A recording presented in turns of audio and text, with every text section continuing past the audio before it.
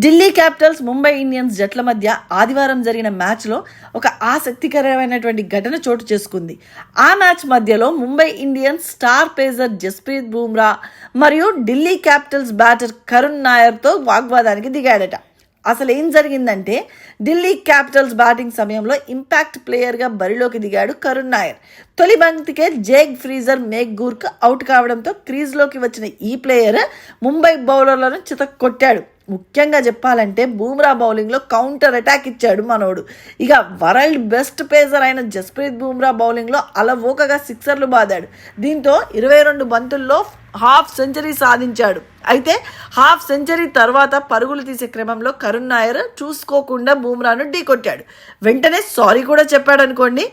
కానీ తన బౌలింగ్లో బౌండరీలు కొట్టాడనే కోపంతోనో ఏమో తెలియదు కానీ బూమ్రా అతడిపై నోరు బారేసుకున్నాడు.